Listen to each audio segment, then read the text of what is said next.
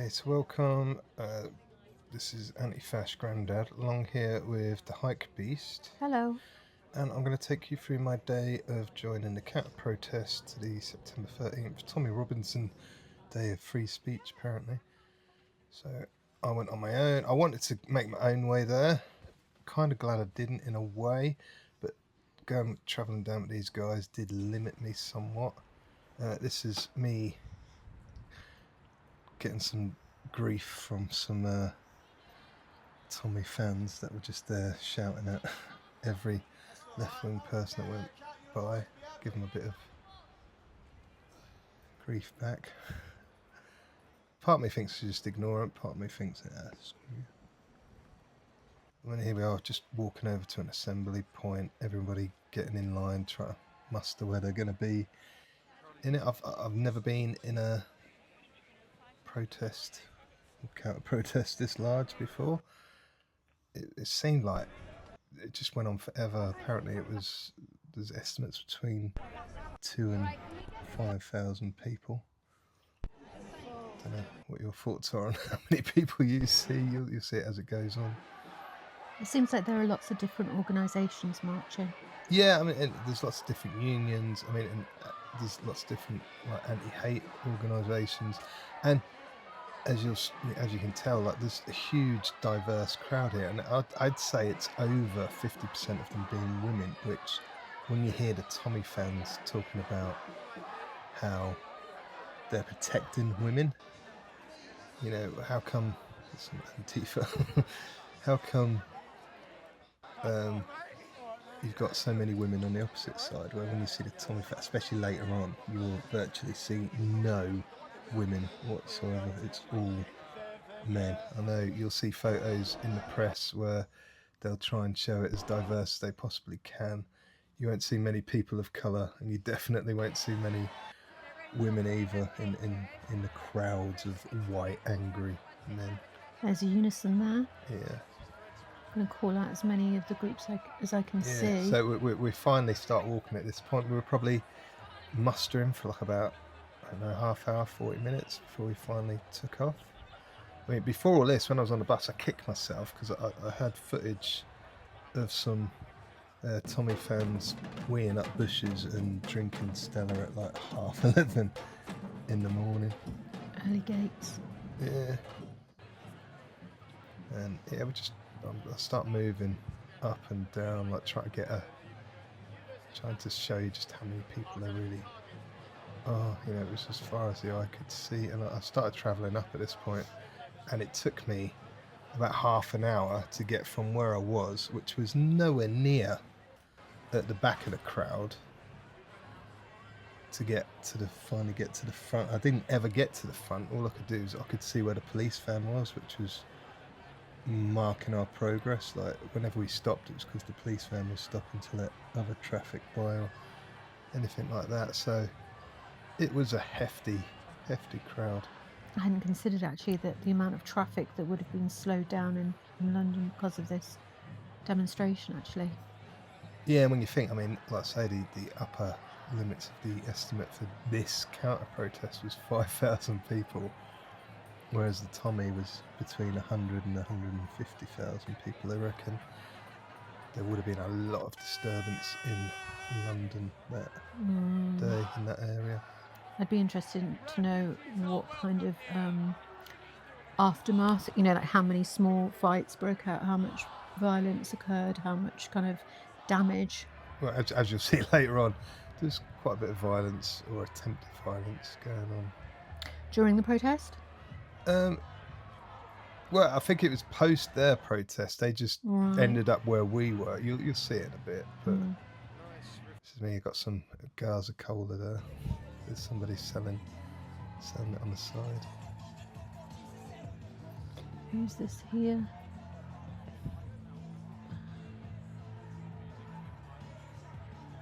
Never again. Remember history, fight fascism. Class action. Oh, okay.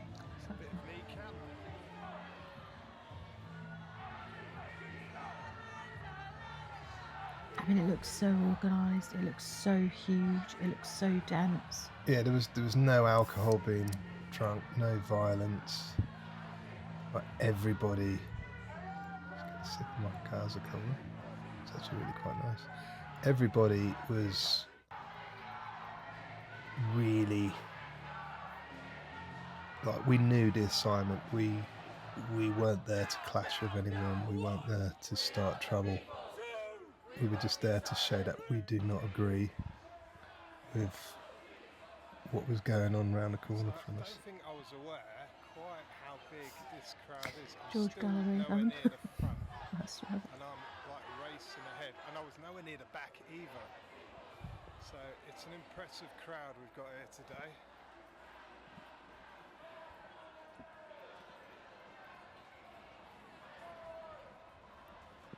Yeah, so my initial thing was I was going to stay with the protest and stay with who I was with. And then I realised that was going to be really boring footage.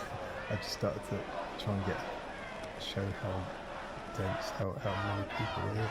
Really love that flag because it's all about the flags, and we've got the Welsh pride flag. Was, I thought, yeah.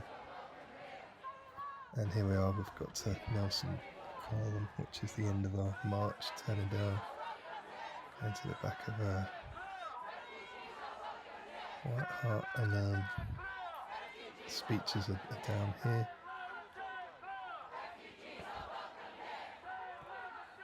There's a stage down this part. Oh, but before we got there were these guys trying to wind people up. I've got a short where I show these people.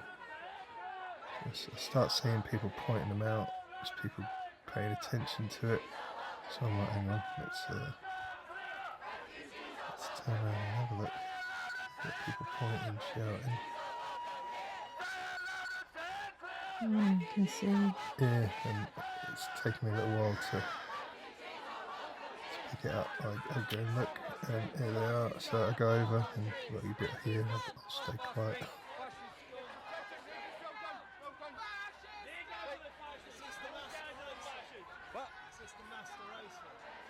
Are you protecting rapists?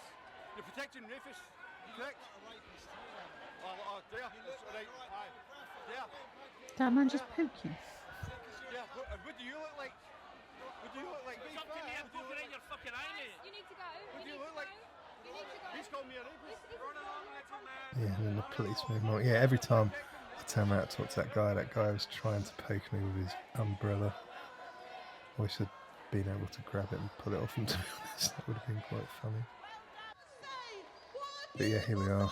There's the speeches that are going to come up now, so we will shut up or listen to some of those speeches. Of Nigel Farage, of Robin Jenrick, who are trying to pit our communities against each other, who are trying to blame refugees for the experience that women have to go through in a sexist society that has nothing to do with people fleeing war, persecution, and their own abuse. We are here, led by women, but united in our movement.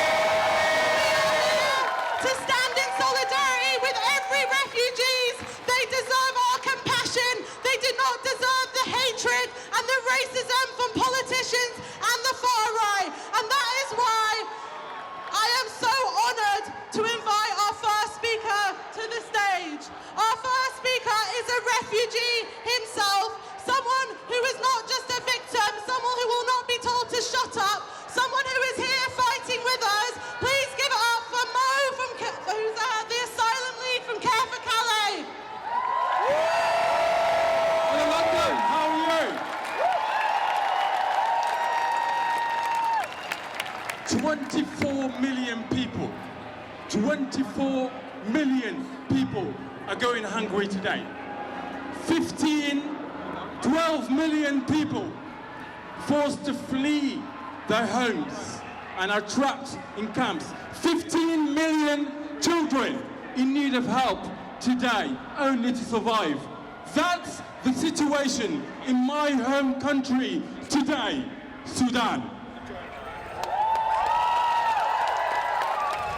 My name's Mo, and I'm a proud refugee from Sudan.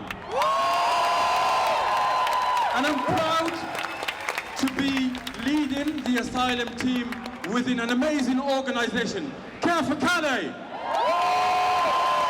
Care for Calais does an important work in northern France in the camps, but we also work in the UK. We go in hotels, asylum hotels, and we spread the truth about refugees. But guess what?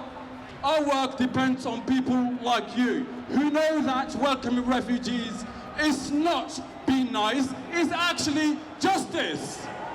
So, if you're not part of the movement, please join us. We need you.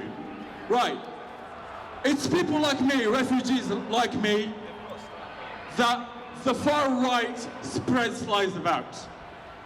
They will tell you, we refugees are a threat, we are a burden, and that we are here to take.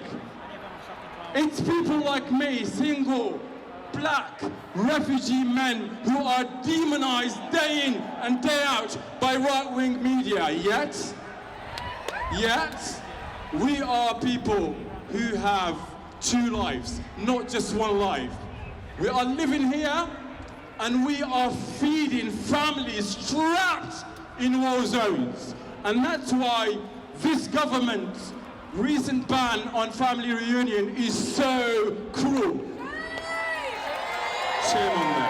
And that's why when we finally get the right to work in this country, we work. We pay our taxes. We work hard. We do any work. I've seen refugee doctors work in factories. I've seen refugee engineers driving taxis. I've seen refugees with PhDs working as bouncers. Is that what you would call abusing the system? No. That's sacrifice. That's dignity. That's resilience. So Tommy Robinson, listen, we refugees, we're not a threat, we're not a burden, and we're not gonna give in to your hate.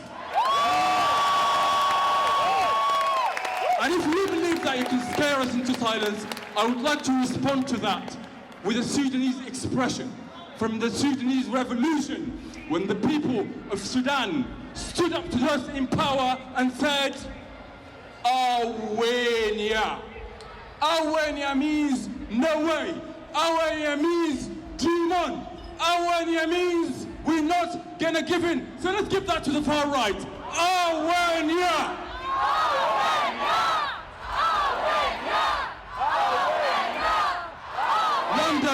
London, I feel so proud. Thank you very much. As a refugee, I feel so safe. I feel so proud being here. So just before I go, let's do it together. Let's give it to the far right in the same way the Sudanese people gave it to the dictatorship of Omar al-Bashir. Is the far right, are the far right narratives ever gonna silence the truth? Awenia. Are they hate ever? Is the hate ever gonna be stronger than our solidarity? For every chant of hate, Awenia, for all the lies they spread, for all the hate they peddle, Awenia.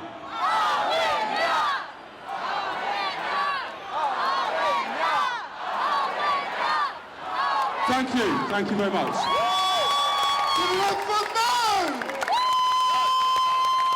Listen, I can't tell you what a beautiful sight this is.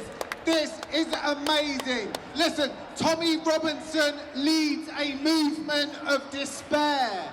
He is backed by billionaire backers like Elon Musk. He masquerades as a man of the people, but this is the people. Black, white, Muslim, Jewish, LGBT. And we have a very clear message. Refugees are not to blame. Refugees are not to blame. Right. Our next speaker is no stranger to the anti-racist movement. You will know her. She is of high status right now. Give it up for Zara Sultana.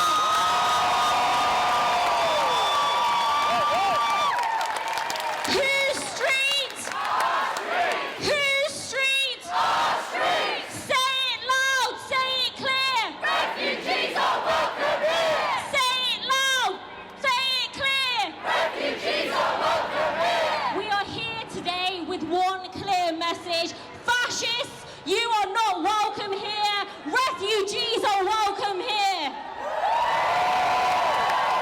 We will not allow their racism, their Islamophobia, their anti-Semitism and their fascism to take root in our communities. As Tommy Robinson and his supporters mobilise on our streets again today, we need to let them know London is not theirs, Coventry is not theirs, no city, no town in the UK, it's theirs. Whose streets?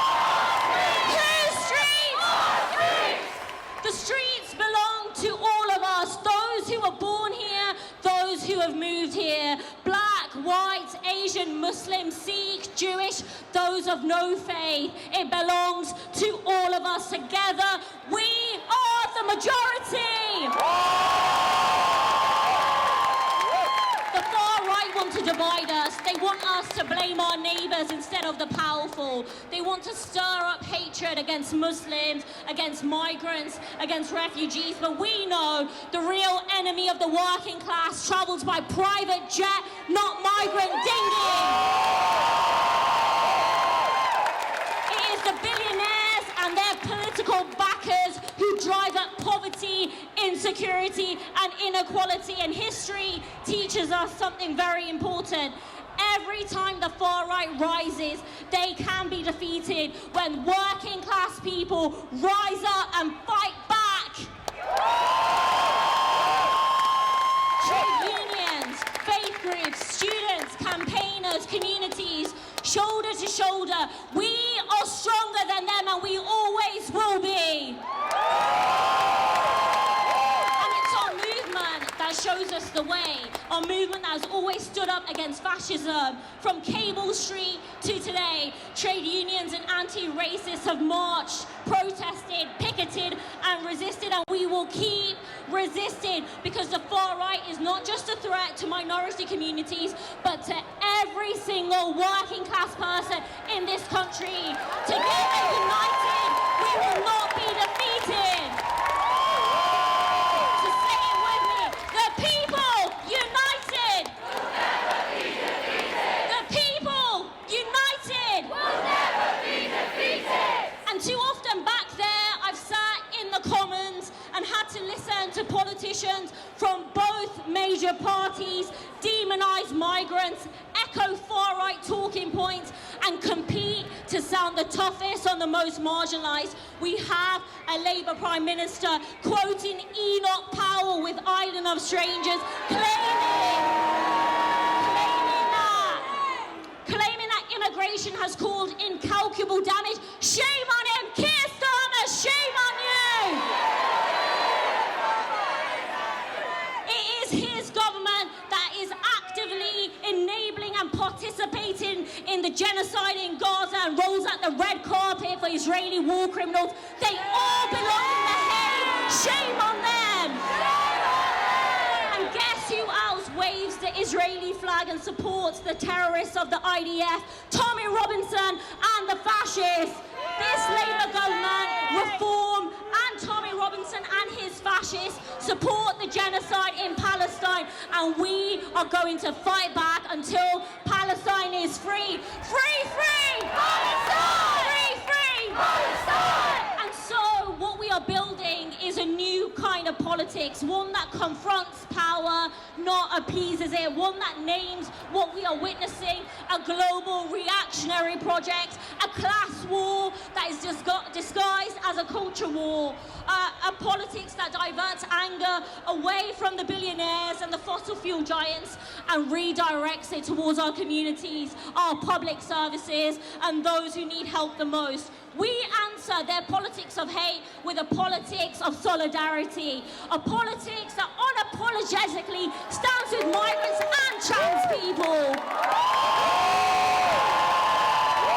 A politics that stands unapologetically with the Palestinian people, and I am a proud anti-Zionist, and we should all be proud.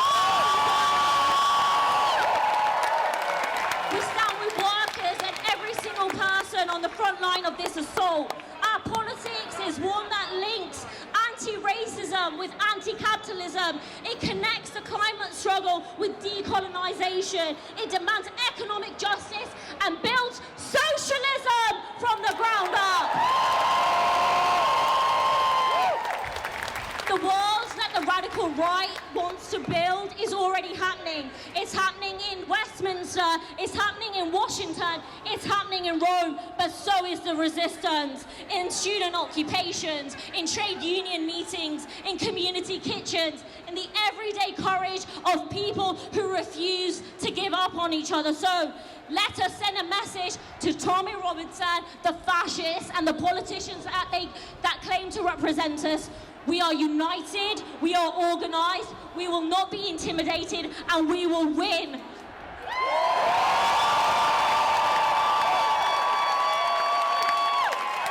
Where they spread hate, we will spread hope. Where they spread lies, we will combat it with the truth. And when they march, we will mobilise in greater numbers and fight them in the streets. Together, we can. Right, so I start seeing people's attention being pulled away. I was enjoying listening to the speech, especially Zara Sultana, who's just stopped speaking now. And I'm thinking, what's going on over there? Kind of don't want to be rude, and that's what we're here to see. But then I think, well, something more interesting is going on elsewhere. Maybe I'll go and have a look. And that's when you see you've got a load of the Tommy fans have found where these speeches are going on, and they've decided to come down the street here to start having a go. And So very, very actively trying to start trouble. oh yeah, I mean massively so. Like at no point did any of us go anywhere. That's where we were. We were penned in there. We couldn't go anywhere else. And I'm seeing a lot of people online talking about how, like, we were the ones starting trouble. Like, how could we start trouble when we were nowhere near them? They've come to us. And obviously there's a lot of jeering going backwards and forwards, but I think that's perfectly okay if you're the ones starting it.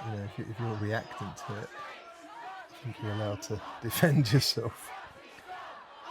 There's just a lot of shouting.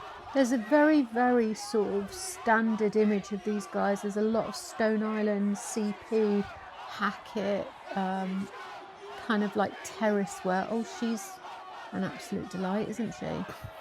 I mean, she's just there for attention, isn't she?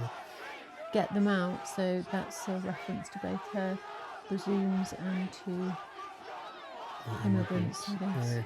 I mean, these are all, like I said, these are definitely all cosplayers. They've seen Football Factory and other such movies. Yeah, they all want to be Danny Dyers, like out for a day of cosplay. Because none of them, like, there's a lot of them here, and there's very few police at this point. But none of them ever try to do anything. It's just a lot of shouting and posturing. It's they could quite easily have overwhelmed the police and gotten through. This is before the police don the riot gear and get the numbers bolstered. It's embarrassing. It's plastic sort of patriotism. But it's also very much, looking at the clothing brands, I know that it's not about judging, it's about, these are very much people wearing what would have been formerly football terrace kind of wear. Yeah. They're dressed like they want to be hooligans, you know, from the 90s, and yet they've probably, most of them are not even old enough to have been former. Yeah, I mean, hooligans. I've spoken about this before, but you know, the police have been actually really good at stemming the violence that followed football around. You know, there's a lot of it that goes on outside that area, but if you get caught on match day partaking in that, you get banned for life from going to see those games. So it really has stemmed it a lot. And so these people basically are the type of people that wish they could take part in that sort of stuff. But as we can see, they're not really willing to clash with the police.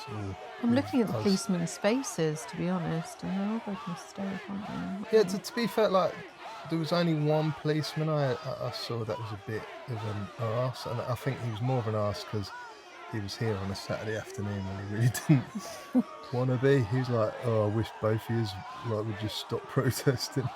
But the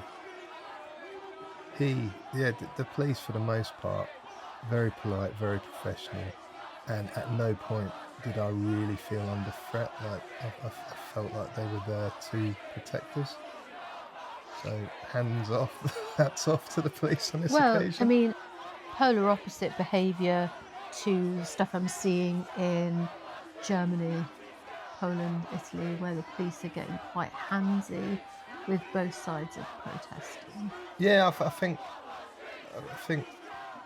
to be fair, you know, if you're going to look for something to be proud of, we should kind of be proud that our police aren't that heavy-handed. You know, even the ones arresting all these old people and stuff in the Gaza protests that we're seeing, they're being very gentle with it. They're not putting arms up people's backs and deliberately being violent because they're just wound up.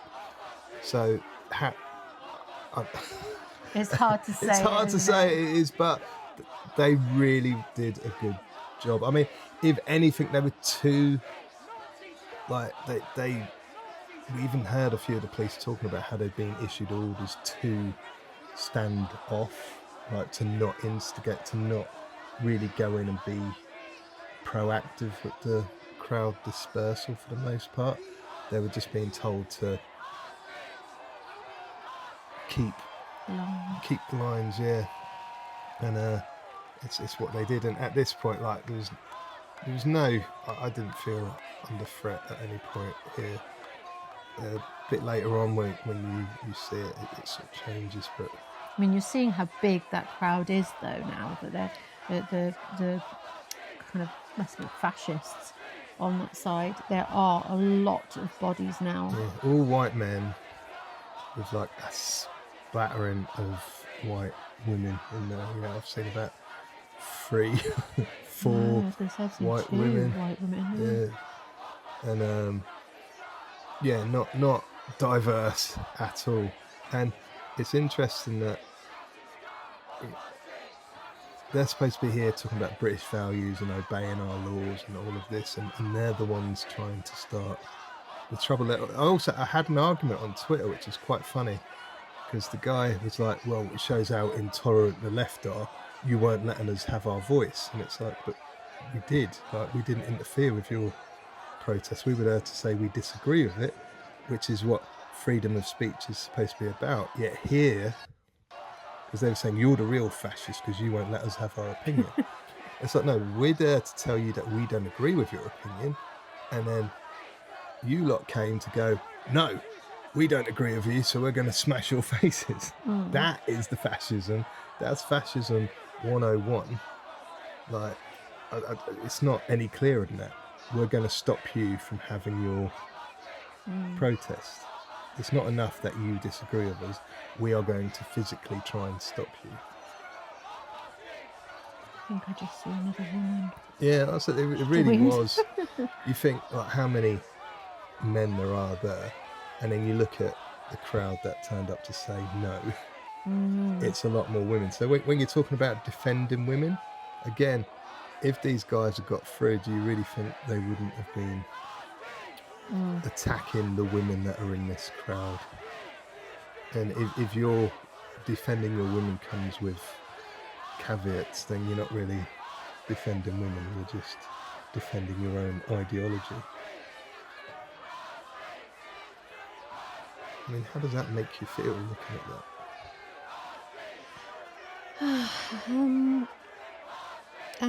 I was actually thinking about that. I think the overarching feeling is sadness. I think there's a little bit of anger, and I suppose, for want of a better phrasing, let's use a modern one, I do get the ick from it, because I'm just looking at it, like you said, it's so many men. It's so heavily populated by men who are desperate to be, like you're saying, cosplaying as sort of 90s hooligans, and they've never been hooligans. They're not part of firms. They're just kind of dressing up as them. And then I don't really think, if you asked any of them, I get the impression that, because I've seen some interviews, they don't really know what they're asking for. Do you know what I mean? They're not happy in their situation, and they want people in hotels to go back to where they're from, but then they don't seem to have anything else to say about improving the situation in England. I think that's kind of the most frightening thing, because what's your plan? What is it that you, I mean, I'm not talking about people like Tommy Robinson, I'm talking about these guys here, on the ground here, screaming at you. Okay guys, what do you want? What is going to make your lives better? And the idea that, sending, a couple of Syrians and a few sort of like Somalians back to their home country is going to suddenly change the NHS, change their kind of social status, change their economic situation, financial situation. Yeah, so there's something coming up that I just want to, it made me giggle a bit, so we'll have a listen to that and then carry on with the voiceover.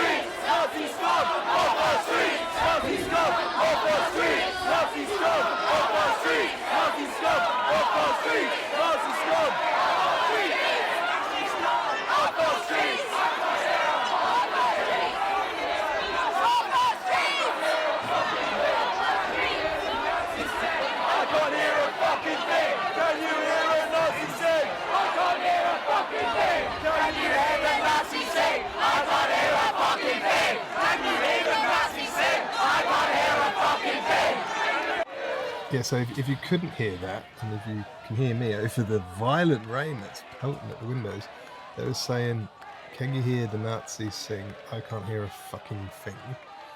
And I found it really amusing. But when I turned around to film the guy, he wasn't comfortable with having his face shown, so I promised him I'd blur it out.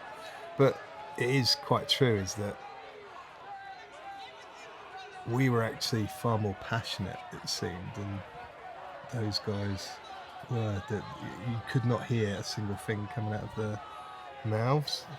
It really was quite strange, the whole, what they wanted. So here we are back. There's another, this guy talking. I can't remember his name, but it was really good. So I'll shut up and let him talk. 2 years of a live-streamed genocide. This genocide shows you what happens when you allow ideologies of racist supremacy, doctrines like Zionism, to be realized in power.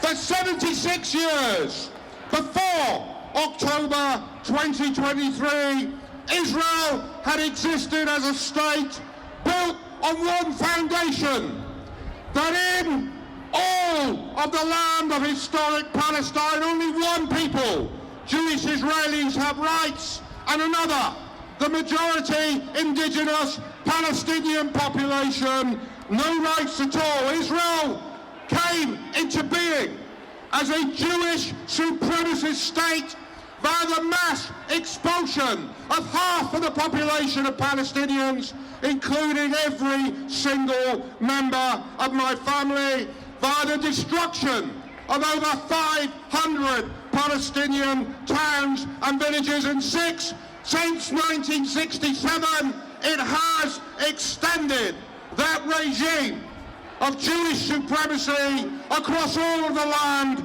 between the river and the sea, and has been granted impunity for all of those crimes by being treated as a liberal democratic ally trying to defend itself in a conflict, has now felt able to complete the project of erasure of an entire people through genocide, and now the openly discussed plan for the forced expulsion of 2 million Palestinians. So friends, there is a reason why the fascists rallying behind us will today wrap themselves in the flag of Israel, as do the followers of Maloney and Le Pen and Orban and all of the far right on the rise globally, because they see Israel as a lodestar, as a model of the ethno-nationalist supremacist states they wish to see established. So that is why we have to unite our struggles. That is why any coherent anti-racist movement, any coherent anti-racist organisation has to recognise and challenge genocide and apartheid, and realise that unless we do so, we have no moral foundation to take on the Robinsons and the Farages and all of those on our shores who want to construct a politics based on the belief that some people, because of race, ethnicity, religion or culture, have rights that do not belong to other people. Starmer's appeasement of reform and the rest of the far right, his co-option of their demonising language about those fleeing persecution or seeking a better life, is of a piece with his refusal to acknowledge Israel's genocide and apartheid, his continued military cooperation and arming of Israel's genocide, his rolling out the red carpet this week to the genocidal president, and next week to Donald Trump, who demonises immigrants and refugees and wants to turn Gaza into a playground for the rich. So today, in one voice, we say no to Robinson, no to Trump, no to Farage, yes to a politics built on principles and justice and rights that belong to all, and yes, yes, yes to a free Palestine.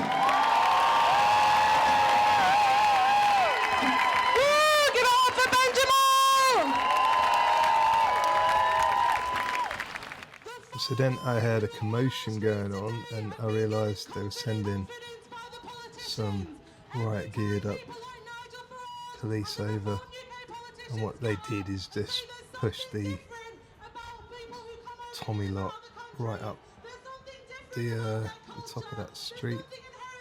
There was no pushback from them really. They just gladly backed away, so I didn't even bother filming it. So I'm still singing that song in my head. Available for $20.99. Can you hear the Nazis sing? I can't hear a fucking thing. Just need to put that to a banging beat. Yeah, I think it just really tickled me when I heard it. Maybe we could mix it in with a Bob Villain, Yeah. featuring Bob Villain and Kneecap. Oh, so this is the policeman that annoyed me. What I did, another rookie error, I let him see that I was switching my camera on. I should have just filmed it from like my hip and turned it on. But he was basically like, you know, if neither of you protested, then we wouldn't have any of this. At this point, we were now stuck here because both ends of the street and around we were surrounded, and the protesters, the Tommy boys, were there's a police helicopter up there. we were penned in. The police weren't happy with letting us go, so we were supposed to be leaving by 4, and we didn't end up leaving until about 6 o'clock. Here you can see the Tommy boys respecting the police. Letting off some sort of smoke bombs, that. Yeah, and just generally pushing. You can see the horses here. They throw over it was on fire, this thing, when it got thrown over, and some of our counter protesters put it out. You've got to see it in a sec. And what really spooked the horses in a bit, you'll see it. Someone sets off a firework. Idiots. Yeah.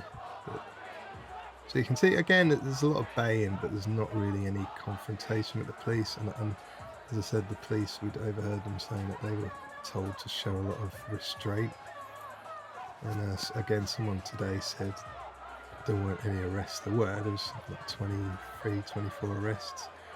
But a lot of the reason why there weren't more is because they didn't want to tie up their resources, I guess, having to get all of these people into vans and down to the station. It would have took a lot of police out. Here you go, yeah, that was the fireworks. See, See that horse horse nearly tripped over. I mean, that footage, it doesn't do it justice. Its feet nearly went from under it. That really bothers me as a sort of massive animal rights activist. I don't really know how I feel about sort of animals that can't advocate for themselves being placed in situations like that. See stuff being thrown. Yeah, and you know, the horses aren't there because they want to be, and I just feel like that's something that you should respect, because if you don't respect the police, okay, you know, that's a discussion, but the animals, beautiful creatures, they're, you know, because they have to be, I just think that's vile. Yeah, and again, you know, we were penned in from the time we went down for the speeches, so there was no need for these Tommy Robinson fans to be here. Like, this isn't where their protest was, and if the police hadn't been so soft with them, they never would have been allowed to have gotten here. The whole idea was this end was supposed to be for us so that we could go away, and they wanted the trouble. They turned up for trouble. Here we are, penned in again, and we were just making the best of it. I mean, I was desperate for the toilet at this point. But unlike Tommy fans, I wasn't going to go weeing on buildings. And another thing I find just absolutely revolting. Yeah. You know, we love our country, we respect everything, look how great it is, but we don't mind making toilets out of our buildings. And there's just still loads of Tommy fans not respecting the law. I mean, you're told that it was a minority of them. I mean, that's quite a lot of people there being dicks. I like this, making the best of it, turn the music up, you've got people having fun rather than being obnoxious arseholes. Well, they obviously just felt like, I mean, a lot of them had piled down, got drunk, hoping for some sort of, you know, like I said, you know, that lived experience of kind of being a hooligan. You know, here we are, we're going to have a little ruck in the street. But I mean, that's not why you're there, guys. You know, if you're protesting because you want to make Britain great again. Well, and supposedly force free speech whilst showing you are highly intolerant of free speech. But again, you can just see how diverse the crowd is, how, you know, all ages, sexes, there's people of colour in there. You haven't got, you couldn't accuse us of being gammons, whereas you can see the angry pink faces right in front of us. This is where we're finally let out, making our way up to go to the coaches. The police have kind of stopped them from filtering through. There's still a few that have mixed in, which you'll see in a bit. But yeah, I mean, it was a long day. I was very tired at this point, really desperate for the toilet, couldn't wait to get back to the coach. And this is where I was glad that I'd actually got in our coach.